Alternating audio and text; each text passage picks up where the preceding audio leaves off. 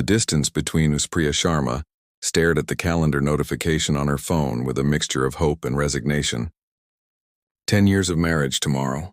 A decade that had begun with whispered promises under star-filled skies and somehow transformed into silent dinners and separate lives. She glanced across their spacious dining table at Rohan, his attention firmly fixed on his laptop screen, the blue light reflecting off his wire-rimmed glasses. His once boyish face had matured, etched with fine lines around his eyes, evidence of the long hours he spent building his architectural firm from nothing into one of Mumbai's most prestigious design houses. "It's our anniversary tomorrow," Priya mentioned, her voice casual despite the weight she placed on those words. Rohan looked up, blinking as though emerging from a different world. "Oh, right. 10 years. She waited for more. Perhaps plans for dinner, or reminiscence about their wedding day when they had danced until sunrise. Instead, Rohan's phone buzzed and his attention immediately shifted. "The Singapore client," he muttered apologetically, rising from the table with his half-eaten dinner. Priya sighed, gathering the dishes. This wasn't the marriage she had envisioned when she'd fallen in love with the passionate young architecture student who once sketched buildings on napkins and promised to design her dream home someday. That home had materialized, a beautiful 3-bedroom apartment in Bandra with sweeping views of the Arabian Sea. But somewhere along the way, they had lost the foundation of their relationship. In the early years, anniversaries had been sacred. Their 5th had been a surprise weekend in Goa, where Rohan had recreated their first date on the beach. But as his firm grew, time became his scarcest resource. Last year, their 9th anniversary had been acknowledged with a hastily purchased gift card and takeout dinner between his meetings. That night, as Priya prepared for bed, she found Rohan already asleep, his breathing steady and untroubled. She studied his face, wondering when exactly they had started living parallel lives instead of a shared one. The following morning, Priya awoke to an empty bed. A text message blinked on her phone. "Early client meeting. Might be late tonight." No mention of their anniversary, no recognition of the milestone. Priya's throat tightened as she made her morning tea, watching the sunrise paint the Mumbai skyline in golden hues. At the international school where she taught literature, Priya moved through her classes on autopilot. Her colleagues noticed her subdued mood, but she deflected their concerns with practiced smiles. 10 years is tin or aluminum," remarked her friend Deepa during lunch break. "Not very romantic metals, if you ask me." "I don't think we'll be exchanging metals of any kind," Priya replied, stirring her untouched curry. Rohan swamped with the new development project. Deepa squeezed her hand. "He works too hard. Always has." "It's not the work," Priya said quietly. "It's that somehow I stopped being a priority." The truth of her words settled heavily in her chest. When had she accepted this gradual erosion of their connection? Perhaps it began 3 years ago, when Rohan's father passed away suddenly, leaving him the family's financial responsibilities. Or maybe it was when her own dream of pursuing a PhD in English literature had been deferred, then eventually abandoned. Throughout the day, Priya checked her phone, hoping for some acknowledgement. By evening, as she rode the local train home surrounded by Mumbai's commuters, she had resigned herself to another disappointment. Their apartment was dark when she returned. No surprise dinner waiting, no flowers, not even a card. Priya changed into comfortable clothes and ordered food delivery for one. As she ate alone on their balcony, watching the city lights shimmer across the water, Priya made a decision. She wouldn't spend another year waiting for Rohan to remember what they once meant to each other. Perhaps it was time to rebuild her life, with or without him. The thought brought both fear and a strange sense of liberation. Her phone rang, displaying Rohan's number. Priya hesitated before answering. "I'm on my way home," Rohan said, his voice strangely urgent. "Don't go anywhere." "Why would I?" Priya replied coolly. "It's just another evening." The silence that followed held a tension Priya couldn't interpret. "Just wait for me," Rohan finally said. "Please." The line disconnected, leaving Priya wondering if this was merely another disappointing night in their increasingly fragile marriage, or if perhaps against all evidence Rohan had remembered what today meant after all. Empty celebrations. The grandfather clock in the hallway chimed 9 times, its somber tone echoing through the apartment. Priya had changed into her nightclothes, a simple cotton pajama set that replaced the elegant dress she'd laid out that morning. A foolish hope that today might be different. She sipped her lukewarm tea, scrolling mindlessly through social media. Her feed was peppered with anniversary wishes from distant relatives and old college friends who remembered the date better than her own husband. Each notification felt like salt in an open wound. 10 years with my favorite person, a blessed, read her cousin Anjali's post, showing a beaming couple toasting champagne glasses against a sunset backdrop. Priya closed the app and set her phone face down on the coffee table. The silence of the apartment pressed against her ears. She thought about calling her younger sister Divya in Bangalore but decided against it. Divya had warned her years ago about marrying someone as ambitious as Rohan. He'll always choose work first, she'd said. Priya wasn't ready to admit that Divya might have been right.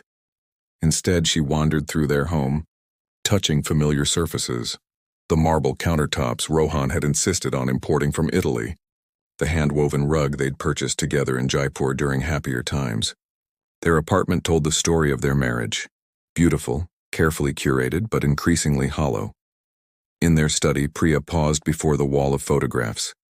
Their wedding portrait dominated the center. Rohan in his ivory sherwani, Priya in her red lehenga, their faces alight with promise. Surrounding it were snapshots of their journey. Hiking in Himachal Pradesh, celebrating Diwali with both families. Rohan receiving his first major architectural award with Priya beaming beside him. The most recent photo was nearly 2 years old. Priya's fingers lingered on another frame, a faded picture of herself at 15, standing proudly in front of her grandmother's ancestral Haveli in Udaipur. The 150-year-old structure with its intricate jarokas and painted murals had been her childhood sanctuary during summer vacations. 6 years ago, the family had been forced to sell it after her grandmother's death. Priya had cried for days when she learned it would be demolished for a commercial development. "I'll build you another one someday," Rohan had promised, holding her as she grieved. Even better than the original. Another promise lost to time and circumstance. Her phone buzzed with a message from Deepa. "How's the anniversary going?" Did he remember? Priya didn't respond. The answer was too painful to articulate. She moved to their bedroom and opened her jewelry box, finding the small velvet pouch she'd been saving. Inside was a vintage pocket watch she'd found at an antiques market 3 months ago. The silver case was engraved with an architectural compass and square. Perfect for Rohan. She'd planned to have their initials and anniversary date engraved inside, but something had held her back. Perhaps some part of her had anticipated this disappointment. The doorbell rang at 9:45 p.m., startling Priya. She wasn't expecting anyone, and Rohan had his keys. Through the peephole, she saw a delivery person holding a large bouquet of flowers. For a fleeting moment, hope surged within her. Maybe Rohan had remembered after all. "Delivery for Mrs. Sharma," the young man said cheerfully. Priya signed for the elaborate arrangement of lilies and roses, her favorite combination, searching for a card. She found it nestled among the blooms, her hands trembling slightly as she opened the envelope. "To my dearest friend on your special day. Your students are lucky to have you. Love, Deepa." The disappointment was so acute it felt physical. Priya placed the flowers on the dining table and returned to the sofa, drawing her knees to her chest. The tears she'd been holding back all day finally spilled over. 10 years ago, she'd been a confident young woman with dreams of academic achievement and world travel. Somewhere along the way, she'd become this person, waiting for acknowledgement, measuring her worth through someone else's attention. Her phone rang again. Rohan's name flashed on the screen. "Hello?" she answered, not bothering to hide the weariness in her voice. "Priya." His voice sounded strange, tight and breathless. "I need you to meet me somewhere." "It's almost 10, Rohan. I'm in my nightclothes." "Please," he insisted. "It's important. Wear something comfortable and bring a jacket. I'll text you the location." "If this is some last-minute attempt to—" "It's not what you think," he interrupted. "I need you to trust me. Just this once." The line went dead before she could respond. Moments later, a text arrived with an address in Juhu, about 20 minutes from their home. Priya stared at her phone, confusion mingling with irritation. After a day of neglect, Rohan expected her to drop everything and meet him across the city. Part of her wanted to ignore the message out of principle. Priya stared at her phone, confusion mingling with irritation.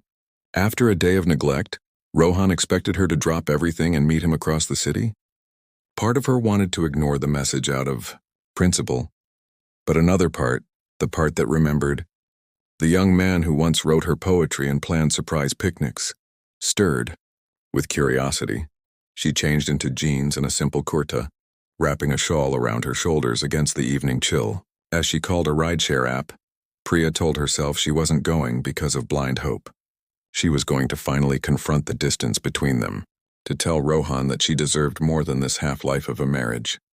That after today something would have to change. The car arrived within minutes. As it navigated through Mumbai's still busy streets, Priya watched the familiar cityscape blur past her window. The driver attempted small talk, but her one-word responses soon discouraged him. The address led to a quiet residential area, lined with old bungalows from the colonial era. Most had been converted into boutique businesses or restaurants. The car stopped in front of a gated property with a small sign reading Architect's Studio, in simple brushed metal letters. Rohan stood waiting outside, still in his work clothes but with his tie loosened and sleeves rolled up. He looked exhausted, dark circles prominent under his eyes. Something about his expression, anxious yet eager, gave Priya pause. As she stepped from the car, the night air heavy with the scent of jasmine from nearby gardens, Rohan reached for her hand. "I know you're angry," he said quietly. "You have every right to be. But before you say anything, I need to show you something." Priya allowed him to lead her toward the gate, her heart beating an uncertain rhythm as they stepped into the unknown. The unexpected revelation, the gate creaked open to reveal a path lined with earthen diyas, their small flames dancing in the gentle evening breeze. Priya followed Rohan hesitantly, the warm lights illuminating a garden that seemed meticulously maintained despite the late hour. A magnificent old banyan tree dominated the center, its aerial roots creating a natural canopy. "What is this place?" Priya asked, her voice barely above a whisper. "My latest project," Rohan replied, guiding her toward a colonial-era bungalow at the back of the property. Or rather, our latest project. The building stood 3 stories tall, its facade freshly painted in a warm cream color that glowed golden in the lamplight. Ornate wooden jharokas adorned the upper floors, reminiscent of traditional Rajasthani architecture, reminiscent of her grandmother's Haveli. Priya's breath caught in her throat. "Rohan, not yet," he said, squeezing her hand. "Let me show you everything first." They climbed the short staircase to a wide veranda with intricately carved pillars. Rohan produced a set of keys from his pocket and unlocked the heavy wooden door. The air inside smelled of fresh paint, new wood, and something else, incense perhaps. The same sandalwood fragrance her grandmother had always burned. Rohan flipped a switch and the foyer illuminated, revealing marble floors inlaid with the same geometric patterns Priya had loved in her childhood home. But this was no mere imitation. The space blended traditional elements with contemporary design, in a way that felt both familiar and fresh. The main renovation was completed last week, Rohan explained as they moved further inside. "I've been working with the artisans on the final details for the past 3 days. That's why I've been so absent." They entered a large living room where modern furniture complemented traditional Rajasthani elements, mirror-work cushions, a vintage Pichwai painting, brass artifacts that Priya recognized with a start. "Those are from Nani's Haveli," she whispered, touching a small brass elephant that had always sat on her grandmother's writing desk. Rohan nodded. "I've spent the past 8 months tracking down original pieces from your family home. Some were with distant relatives, others had been sold to collectors. The miniature paintings were the hardest to find." Priya turned slowly, taking in the room. The walls featured the same shade of turquoise blue that had colored her grandmother's sitting room. In one corner stood a wooden swing, a traditional jhula, suspended from the ceiling by brass chains, just like the one where she had spent countless hours reading as a child.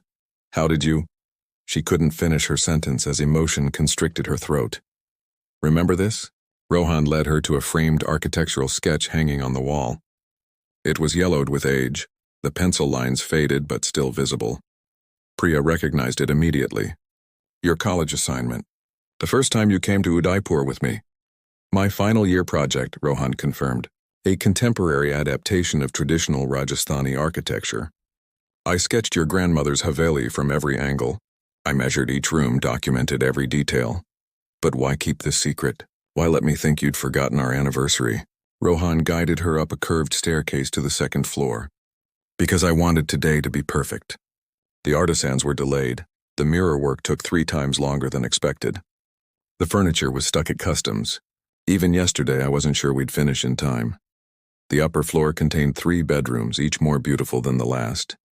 The master suite featured a magnificent 4-poster bed carved from rosewood, draped with sheer fabric that fluttered in the breeze from open windows. The attached bathroom combined luxury with tradition, a deep soaking tub alongside intricately tiled floors that mimicked the stepwells of Gujarat. I still don't understand, Priya said, running her fingers along the hand-painted borders that adorned the walls. What is this place? Why have you done all this? Rohan led her to the 3rd floor, which opened onto a rooftop garden. Potted tulsi plants and jasmine vines created a fragrant oasis. In the center stood a small pavilion with cushioned seating, offering a view of the Mumbai coastline in the distance. 6 years ago, when your family lost the Haveli, I made a promise, Rohan said, his voice solemn. I told you I would build you another one someday, better than the original. I thought it was just something people say to offer comfort, Priya admitted. Not to me, Rohan replied. Never to you. He reached into his pocket and withdrew a small velvet box. Inside was not jewelry, but a single ornate key with a silver filigree handle. Happy anniversary, Priya. This house is yours, ours. If you still want to share a life with me. Priya stared at the key, then at her husband's face, seeing there the young man she had fallen in love with. Earnest, passionate, determined. I know I've been distant, Rohan continued when she didn't speak. Building the firm took more time than I ever imagined. But every project, every late night was working toward this moment, creating something worthy of you, of our marriage. You bought this property? Priya finally managed. 3 years ago, when that first international client came through. It was in terrible condition, almost condemned. The restoration has been my personal project ever since. He gestured toward a small desk in the corner of the pavilion. On it sat architectural plans, construction permits, and a leather-bound book. Rohan picked up the book and handed it to Priya. This is why I've been unavailable these past months. Priya opened it to find hundreds of photographs documenting the restoration process. Images of Rohan in dusty work clothes, consulting with craftsmen, personally carving details into wooden panels, painting walls alongside skilled artisans. You did the work yourself? She asked incredulously. As much as I could. I wanted to put my hands into creating this for you, not just my money. The final pages of the album contained photographs of Priya's grandmother's Haveli, images Priya had never seen before. I hired a local historian to find archive photographs. The municipal records in Udaipur had floor plans. Between those and my old sketches, we recreated as much as possible while adapting the design for modern living. Priya's fingers trembled as she traced the images of her childhood sanctuary. Now reborn in this unexpected place. All those business trips to Jaipur and Udaipur this past year were mostly about sourcing materials and craftsmen, Rohan finished. Finding artisans who still practiced traditional techniques was the greatest challenge.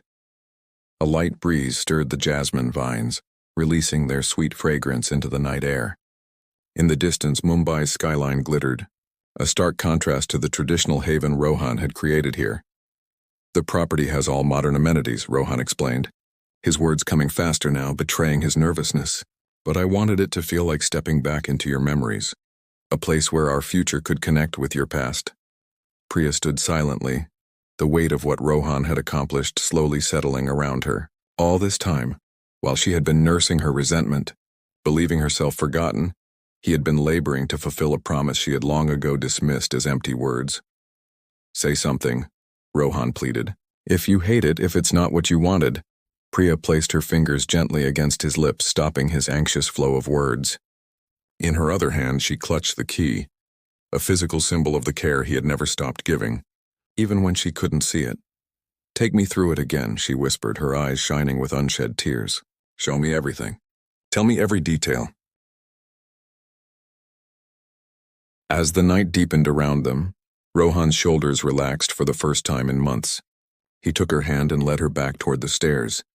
Ready to begin their tour anew, this time with the full story of how their past had been preserved and their future reimagined in this unexpected gift. Journey to Redemption dawn broke over Mumbai as Priya and Rohan sat in the rooftop pavilion, cups of chai warming their hands. They had spent the entire night exploring every corner of the house, Rohan explaining each design choice, each salvaged artifact, each tribute to her grandmother's Haveli. The front courtyard fountain, Priya mused. You recreated it perfectly, down to the lotus motifs. That took 3 different sculptors, Rohan admitted. The first 2 couldn't capture the weathered quality of the original.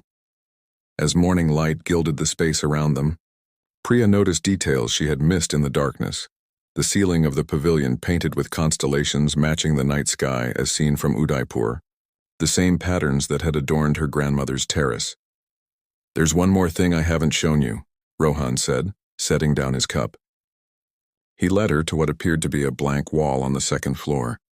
With a gentle push against a carved wooden panel, a hidden door swung open. Inside was a library. Not just any library, but an exact recreation of her grandmother's reading room, where Priya had first fallen in love with literature. Floor-to-ceiling bookshelves made of reclaimed teak housed hundreds of volumes. A bay window with cushioned seating overlooked the garden. Your books are all here, Rohan said softly. I packed them from our apartment last week when you visited your sister. And these, he gestured to a glass-fronted cabinet. These were your grandmother's. Priya opened the cabinet with trembling hands to find her grandmother's rare collection of first-edition poetry books, volumes she thought had been lost in the sale of the Haveli. How did you find these? The family who bought the Haveli sold most of the contents to an antique dealer in Delhi. It took months of searching, but I finally traced the books to a collector in London. The negotiation wasn't easy, but I convinced him they belonged with your family. Overwhelmed, Priya sank into the window seat, sunlight warming her face. All this time I thought you were pulling away from me. Rohan sat beside her, taking her hand.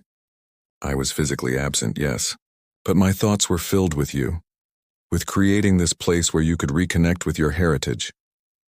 I'd given up, Priya admitted, shame coloring her voice. On us. On you remembering what mattered. I should have found a way to balance everything better, to make you feel valued while working on this surprise. A comfortable silence settled between them, the kind they hadn't shared in years. There's something else, Rohan said finally, the deed to the property. He withdrew an envelope from his pocket and handed it to Priya. Inside was the property title, registered jointly in both their names, but with something else. Designation of the building as a heritage structure under a cultural preservation trust. What does this mean? Priya asked, scanning the legal document. It means this house can never be demolished or significantly altered. No matter what happens in the future, this piece of your family's history is protected. Rohan's voice grew softer. I couldn't save your grandmother's Haveli, but I could ensure this tribute to it remains. Tears spilled down Priya's cheeks. You've given me back something I thought was gone forever. There's one condition that comes with the house, Rohan added. Something I need to ask you. Priya looked up, curious. I want us to live here, to make this our primary home. But your commute to the office, I've decided to scale back at the firm. Rohan interrupted. I'm promoting Vikram to managing partner. I'll focus on select projects and teaching at the architecture college. Priya stared at him in disbelief. You're stepping back from the firm you built from nothing. The firm was never the end goal, Priya. It was a means to create beautiful spaces, like this one. Somewhere along the way I forgot that. He squeezed her hand. I forgot what matters most. What about my teaching position? The international school is only 15 minutes from here. I checked before buying the property. Priya laughed through her tears. You really thought of everything. Not everything, Rohan admitted. I didn't consider how my absence would affect you these past months. I was so focused on the end result that I neglected our daily connection. We both did, Priya acknowledged. I stopped telling you when I was hurting. I built walls instead of bridges. As the morning progressed, they moved through the house together, imagining their life within its walls. In the kitchen, with its blend of modern appliances and traditional brass cookware, Priya pictured Sunday lunches with family. In the garden, Rohan described his plans for growing herbs and flowering plants that had thrived at the original Haveli. When afternoon arrived, they reluctantly prepared to leave, needing to collect essentials from their apartment. When can we move in? Priya asked, standing in the doorway, reluctant to depart. The house is ready whenever we are, Rohan replied. Though I thought you might want to add your own touches first. Priya shook her head. It's perfect as it is. You've captured everything that mattered. As they locked the door behind them, a sense of renewal washed over them both. The house represented not just a connection to Priya's past, but a foundation for their future, one built on remembered promises and renewed commitment. Renewed beginnings. 1 month later, the house in Juhu vibrated with life and laughter. Priya and Rohan had invited their closest friends and family to a housewarming celebration that doubled as a delayed anniversary party. Priya moved through the rooms, welcoming guests and accepting compliments on their new home. She wore the same crimson sari she had worn for their wedding reception a decade ago, paired now with her grandmother's antique jewelry, pieces Rohan had tracked down from various relatives and surprised her with on moving day. It's like walking through a dream, exclaimed Divya, Priya's sister, as they toured the house. I remember Nani's Haveli, but this is something else entirely. It honors the past while feeling completely new. In the main courtyard, Rohan's parents chatted with Priya's uncle, admiring the fountain and handcrafted mosaic work. Colleagues from both their workplaces mingled over cocktails and appetizers, many hearing the story behind the house for the first time. I still can't believe you kept this secret for 3 years, said Vikram, Rohan's business partner, while handling the Singapore project simultaneously. I nearly slipped up dozens of times, Rohan admitted, especially when Priya would talk about missing her grandmother's home. It took everything in me not to blurt out what I was building. Deepa approached Priya with a mischievous smile. So the flowers I sent were redundant after all. They weren't, Priya assured her friend. They reminded me that I was valued even when I felt forgotten. I needed that reminder that night. As evening fell, the gathering moved to the rooftop garden where string lights illuminated the space. The Mumbai skyline provided a stunning backdrop as Rohan clinked a spoon against his glass, calling for attention. 10 years and 1 month ago, he began. I married the most extraordinary woman I've ever known. Somewhere in the chaos of building careers and lives, I started taking for granted the foundation of everything good in my life. He reached for Priya's hand, drawing her to his side. This house represents more than architecture or heritage. It's a promise renewed, that what matters most will always be protected and cherished. Priya took the glass from his hand. When I thought Rohan had forgotten our anniversary, I was ready to believe our marriage had become another beautiful thing lost to time. What I didn't understand was that love sometimes works quietly, behind the scenes, creating something more meaningful than flowers or cards ever could. She looked around at their gathered loved ones. This home isn't just for us. It's for everyone who values preservation of culture and connection. That's why we've decided to open the ground floor as a cultural center once a month, hosting workshops on traditional crafts and architecture. Murmurs of approval rippled through the gathering. Rohan's mother wiped tears from her eyes while Priya's uncle nodded appreciatively. The first workshop will be on Rajasthani miniature painting, Rohan added, led by the same artists who created the works for this house. As the celebration continued, Priya slipped away to the hidden library, seeking a moment of quiet reflection. She ran her fingers along the spines of her grandmother's books, feeling the connection across generations. Rohan found her there a few minutes later, standing by the window where moonlight spilled across the floor. Are you happy? He asked simply. Priya turned to him with luminous eyes. I thought I knew what happiness was, but this is something deeper. It's like finding a piece of myself I didn't know was missing. I've been thinking about what you said, about me working behind the scenes instead of being present. Rohan moved closer, taking her hands in his. I don't want to make that mistake again. What are you saying? I'm saying that grand gestures are wonderful, but daily presence is what sustains a marriage. He brushed a strand of hair from her face. I'm learning to balance both. From the rooftop came the sounds of music and laughter. Someone had brought out a sitar and impromptu singing had begun. We should get back to our guests, Priya said, though she made no move to leave. In a minute, Rohan replied, drawing her into his arms. First, I want to dance with my wife in the moonlight, in this room filled with stories, in this house built from promises kept. As they swayed together, surrounded by books that had witnessed generations of her family's history, Priya rested her head against Rohan's shoulder. The house around them stood as testament to what could be created when love was expressed through action and understanding. A blend of past and future, tradition and innovation, remembrance and renewal. Outside the hidden library door, their friends and family continued celebrating, unaware of the private moment shared between them. But everyone who entered the house in the months and years to come would feel what Priya felt now, that within these walls, something precious had been not just preserved but reborn, creating a legacy that would endure far beyond the 10 years they had already shared. In the story of Priya and Rohan, their anniversary became not an ending but a beginning, the starting point of a deeper connection built on patience, understanding, and the quiet, determined work of remembering what matters most.